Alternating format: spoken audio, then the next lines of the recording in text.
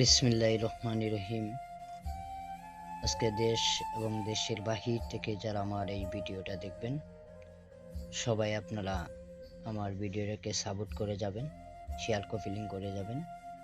তো আমার কথা হচ্ছে গিয়ে 5 আগস্টের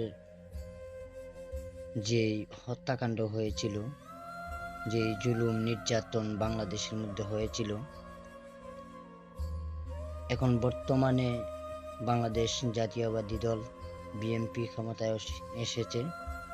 আমি চাইবো তাদের কাছে, বলতে চাই যাতে 5 আগস্টের যে হত্যাকাণ্ড করা হয়েছিল তার বিচার যাতে সুষ্ঠুভাবে হয়।